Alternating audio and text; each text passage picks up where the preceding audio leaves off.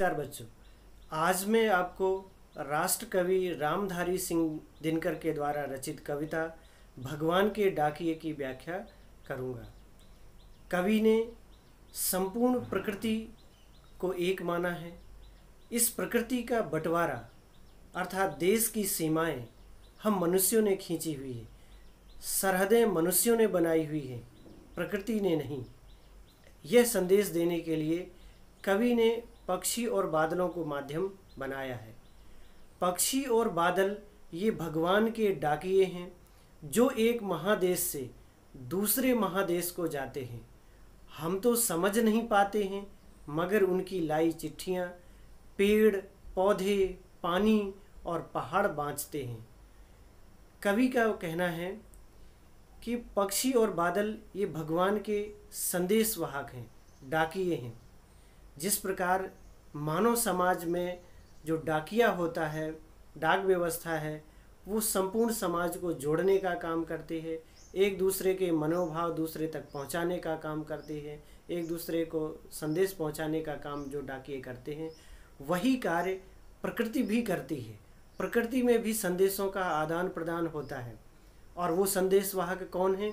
पक्षी और बादल, जो एक महादेश से अर्थात एक बड़े देश से यानी धरती के एक बड़े भूखंड से धरती के दूसरे महादेश यानी विशाल देश अर्थात एक बड़े भूखंड तक संदेश पहुंचाते हैं। प्रकृति में पक्षियों और बादलों के द्वारा लाए गए संदेश हम तो समझ नहीं पाते। हम का मतलब ये संपूर्ण मानव समाज ये उनके द्वारा लाए गए संदेशों को नहीं समझ पाता है। उसका कारण है क्योंकि मनुष्य अपनी संकीर्ण मनोवृत्ति तथा संकुचित विचारधारा के कारण प्रकृति के संदेशों को नहीं पढ़ पाता है। कवि मनुष्य के माध्यम से प्रकृति के माध्यम से मनुष्य को समझाना चाहता है कि समानता, विश्व बंधुत्व और भाईचारा का संदेश दिया गया है। हम मनुष्य देश को उसकी सीमाओं से जानते हैं, जो हमने बाउंड्री खींच रखी है, जो हमने सरहदें बना रखी हैं, एक दूसरे के यहाँ आना जाना बगैर अनुमति के नहीं करने देते हैं। लेकिन प्रकृति किसी सीमा को नहीं जानती, उसके लिए कोई बंधन नहीं है। उसके लिए संपूर्ण प्रकृति की जो संरचना है, पेड़ पौधे पहाड़ नदियाँ जंगल हरे भरे मैदान खेत खलिहान, ये सभी एक ही हैं। उनके लिए कोई सरहद नहीं है, कोई सीमा नहीं है।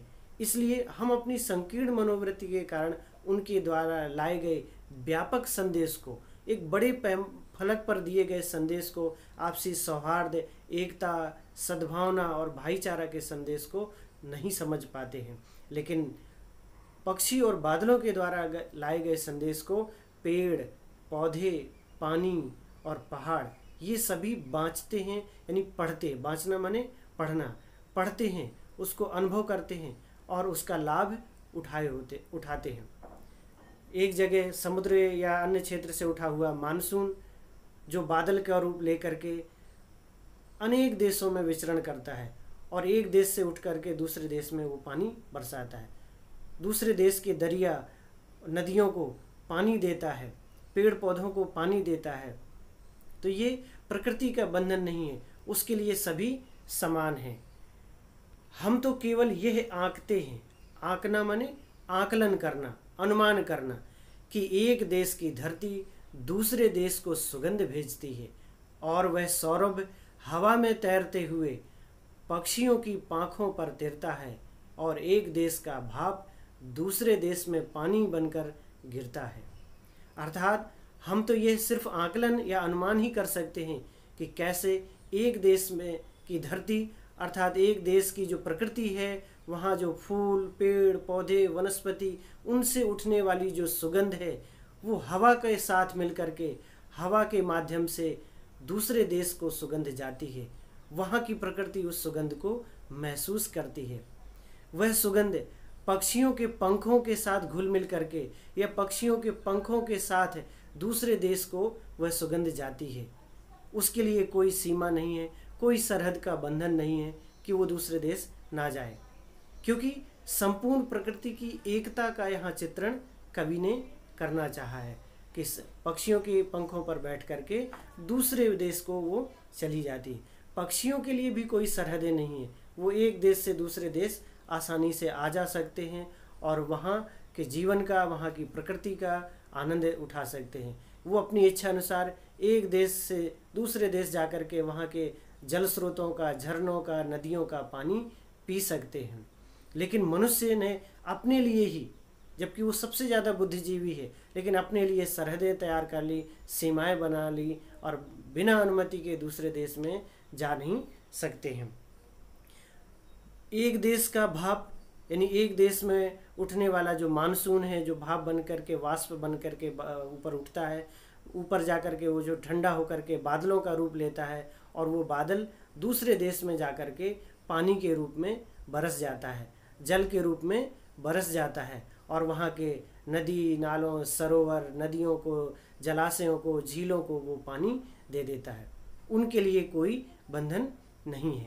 यानी एक देश का मानसून दूसरे देश में जा कर के जल दे करके खुशियों का, सुख का संदेश देता है, आपसी एकता और भाईचारे का संदेश देता है। वो कहता है कि संपूर्ण जब प्रकृति एक है, हम आपस में क्यों भेदभाव कर रहे हैं, क्यों हमने ये सरहदें तैयार कर ली हैं और इसमें एक दूसरे का जीवन लेने के लिए हम तैयार खड़े रहते हैं। हमने इतने अत्याधुनिक अस्त्र क्यों बना रखे हैं, किससे बचने के लिए? प्रकृति तो ऐसा नहीं कहती।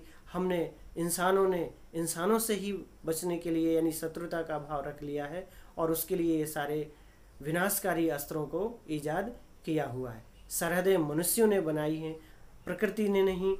यही भगवान के जो संदेश हैं, भगवान के संदेश वाहक हैं पक्षी और बादल, ये हम सबको ये संदेश देते हैं कि बादलों के द्वारा लाया गया पानी एक देश से दूसरे देश में जाकर के गिरता है।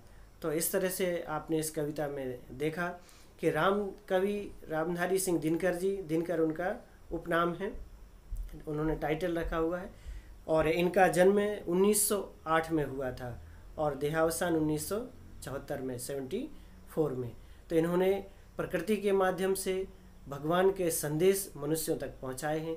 पक्षियों के माध्यम से, बादलों के माध्यम से ये मानव को संदेश दिया है कि प्रकृति कोई भेदभाव नहीं करती है।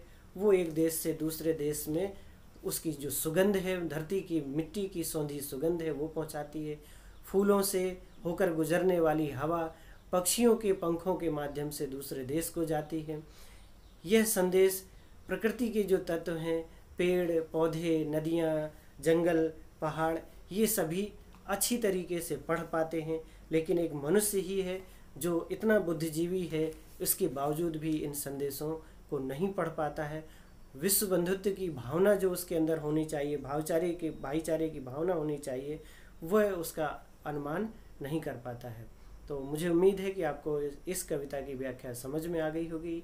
यदि ये पाठ समझ में आया है तो आप इस वीडियो को लाइक करेंगे, चैनल अगर आपने सब्सक्राइब नहीं किया तो करेंगे, और जो भी एनसीईआरटी की बुक पढ़ने वाले आपके साथी मित्र हैं उनको ज़रूर ये फॉरवर्ड करेंगे। धन्यवाद।